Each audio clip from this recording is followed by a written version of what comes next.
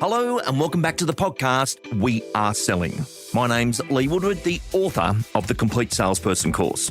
Firstly, thank you for everyone's feedback over the last 5 editions of the podcast, as we've really targeted that strategic real estate team-based thinking that allows us to be a unit, like a SEAL team unit, rather than just a solo agent. So this week, in perfect follow-on, in a brilliant promotion that I saw on Facebook, which brought him back top of mind to my own mind, was the release of the book Mind Sell by Chris Helder. Now, Chris Helder has been having impact on the Australian real estate industry for many, many years as he explains his work in our thinking. He also is the author of Useful Belief. He joins us today, Mr. Chris Helder. Welcome back. Hey, thanks so much again to be back, Lee. I appreciate it. And congratulations, you've got a brand new book out. I'm super excited about it. Yeah, Mind Sell, and really excited about where sales is at, and the power of face-to-face influence in this crazy time as we head into a AI world. So yeah, excited. Yeah, that's a really good point. And in the caption there, the best little sales book ever. In a world that's gone nuts with artificial intelligence, it's like opening a business called I'll go to the gym for you.com.au versus when do we do it ourselves? Take us into what the book is about. It's been an interesting ride because I've now done 25 years of working with real estate agents in Australia. And despite my North American accent, I've actually lived in Australia all of those 25 years, which is really, really exciting. 25 and 25, I guess it is. But having worked with agents for so long and having spent a lot of time, helping them with their listing presentations and working with them on negotiation skills and all the stuff we've talked about over all these years and really wanting to put it in a small book. That's the name, the best little sales book ever. I thought I was a little cheeky on that, Lee, but it is. It's a short book. I wanted it to be a book that people could put in their glove box. They can mark it up with highlighters and take out their favorite bits. And really going into an appointment, they can use that. So super excited just to have a book that is going to give people a lot of quick tips and a lot of ideas to win business.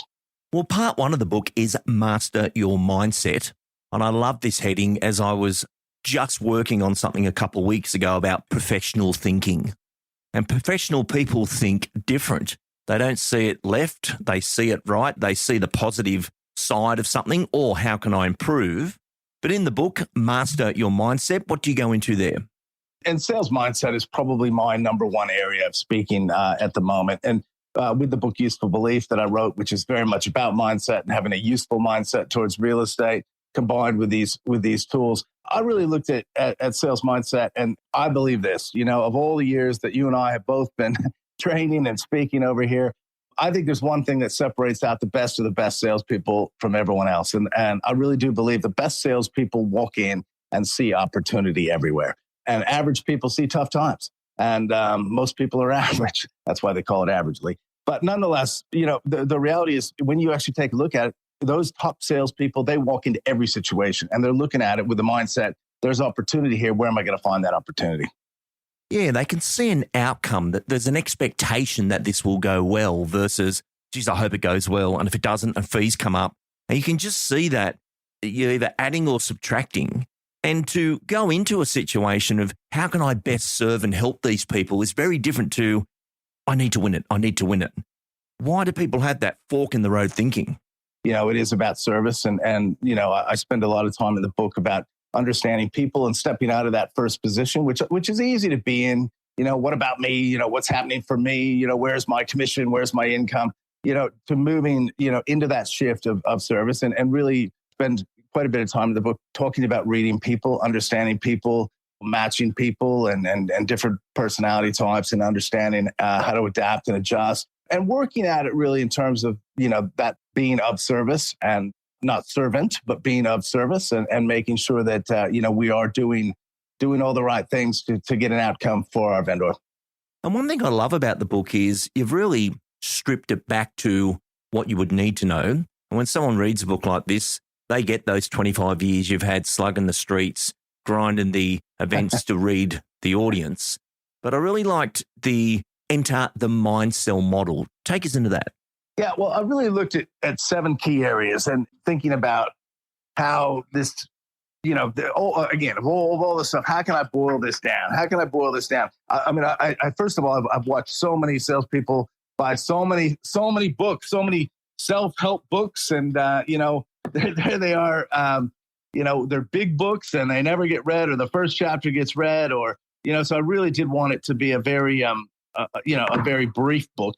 But it is just going through those things. Master your mindset.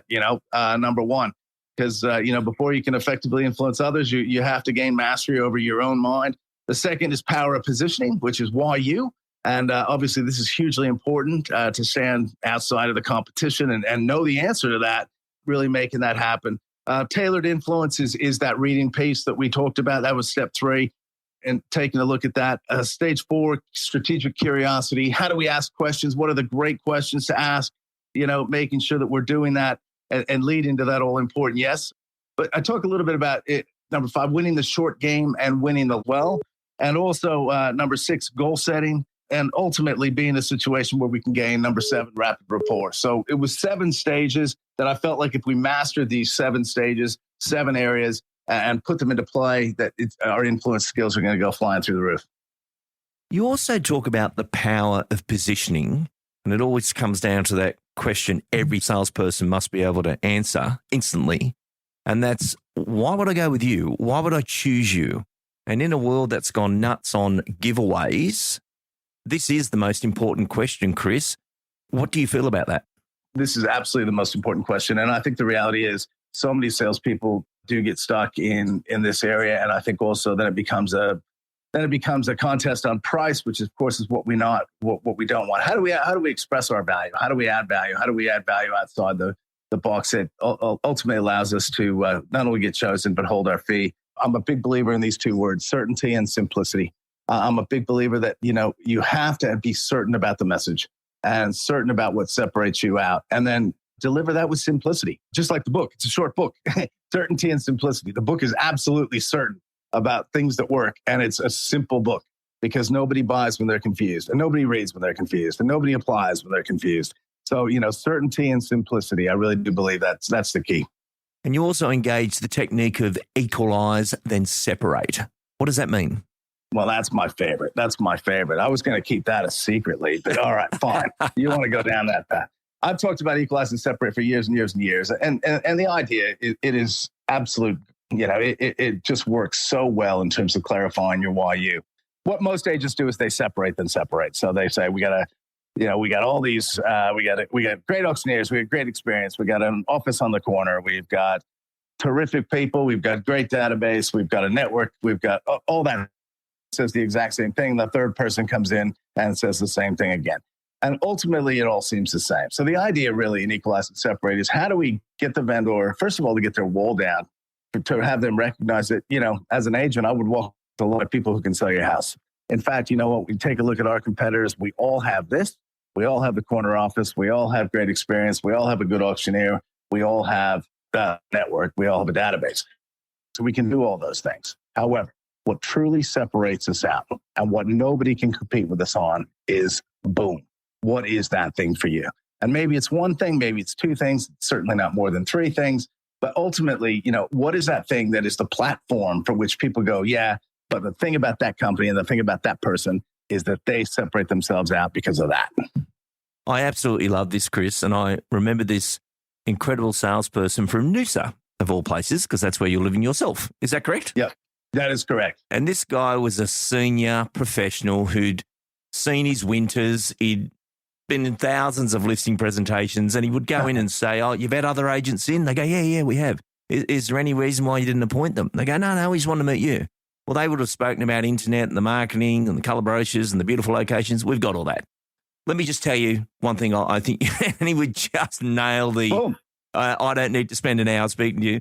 He actually did it because, Lee, I just grouped it up because mine's probably not as good as theirs and it's got more things. So it was just a powerful way of looking how that all comes together. Perfect application of equalize and separate. Yep. Awesome. It's great. It is terrific. And also that when you can deliver it that way, you're delivering with that level of certainty that I was talking about earlier. Chris, writing a book's a big effort, and the book writing process is done from an itch of yourself, people asking you questions, things going on, and you think, I should write this. And when you did Useful Belief, I had the opportunity to do the book review of that, and the Digital Live ride was going on at that time, and you shared your time. In doing these books, what's the book writing process for Chris Helder? What makes you do it, and how do you bring it together? I have to say, I'm glad we're talking about Useful Belief and Mindset, because they're my two favorite books that I've written, and my two favorite things, and probably Useful Belief's what I'm most known for. Useful Belief was an idea I had. It's different than every other book sort of out there, in that it's a fable. It's actually a story. It's a story about a man who goes from Melbourne to Barcelona and meets three people along the way. So it's a little bit different, which is really cool, and that's that's why that sold so many copies as it did. I think it just really grabbed people. Again, a short book. That idea of Useful Belief was really great. That book I had an idea for. And actually, I went to a speakers conference, and I went to Canberra, and I went to the opening of the speakers conference. It was so bad, the opening, that I literally decided I'm not going to go to anything else. I locked myself in a hotel room for 3 nights, better part of 4 days. And I literally just wrote. And I don't think I knew if it was day or night. I said I was going to eat when I was hungry. And that was it. And I had a really I had it 80% done by the time I finished that 4 days. So that was cool. This book, Mindset, was a little different. I really enjoyed taking a look at all the pieces of over all the years and sort of put them together. In some ways, this is a greatest hits album for me. Yeah. Which sounds sort of funny, but why not? Like, why not? I'm at the place 25 years in, Lee. My goal at the end of the day, my intent, my outcome is to help people and help as many ages as I possibly can. And so why not really give them everything that I think is wrapped up important in one place that's totally consumable? Well, one part of the book that is very relevant right now, and a big reason we wanted you on the podcast, is create higher level of connection. Take us into that. In talking about that sort of piece of rapid rapport and the importance of how do we gain connection quickly. I've taken some stuff from psychology, taken some stuff from sociology, which I studied at university, and I've taken some stuff from neurolinguistic programming, and I studied under an amazing NLP guy, and just taken some of those tools of how do we gain quick rapport? How do we gain rapid rapport with people that puts them at ease and makes them comfortable? And part of that is going to be physical in terms of the body language, and part of that is going to be our approach and the questions we ask that are really helping us understand where they're coming from and our ability to adapt to that. My final question for you, and I absolutely love that answer, is one of the chapters and topics you picked is writing the art of being one of the real estate greats, or the sales greats, as we call it. And it's the art of asking questions, but strategic curiosity. And we've mentioned on this program many times that questions get answers, statements get judged. Take us into strategic curiosity. Well, this is probably the most scripty of the book, in that I really, and which, by the way, this book is on Audible now. So for those of you who like to listen, I know that might be better, particularly for this part, because it is a series of questions that really work logically. So again, I see a lot of agents that are one person asks a question, they go into a group of two. One person asks a question, then the director comes back, he asks a different question. I see all the time that two agents are going to go on an appraisal. The one comes in and goes, "Hey, I'm going to go appraise this one at Smith Street. Can you come with me?" And they have no strategy meeting. They have zero plan. They just go in and wing it. And again, I mean, Lee, if I put $50,000 on the table or $20,000 on the table or whatever someone's fee is, $100,000 on the table, we would make a plan, you and I, to figure out how to get that money. We would actually have a strategy. What questions are we going to ask? And, I see so many agents winging it. So what this tries to do is really bring it to what is a logical process to ask questions. And the logical process is very timeline driven as well. So again, having an understanding of their past experiences in terms of real estate interactions, understanding where their present situations, what's going on, sort of creating what I call a sunset, but creating a something they can picture to make sure they're associated to the outcome once they do sell and why they're selling. I talk about the bottom line is every single person is selling their house for really, it's either pain or pleasure, really. They're either trying to gain something or they're trying to get out of something. And ultimately, can we understand exactly what that motivation is at a deep level? Well, Mr. Chris Helder, you are a professional speaker and author, and this is your 7th book for those people that haven't read some of the others. And Chris, I've seen you many times where we've been booked for the same events. You're incredibly engaging and energetic, and I know you're looking forward to getting this talk out there as your brand new keynote. But for all of us here at We Are Selling, I want to thank you for joining us. Congratulations on the book, and we look forward to our listener being a reader, and I'll put the link to your book in the show notes. But Chris Helder, thank you for joining us. Hey, thanks so much, Lee. I really appreciate it.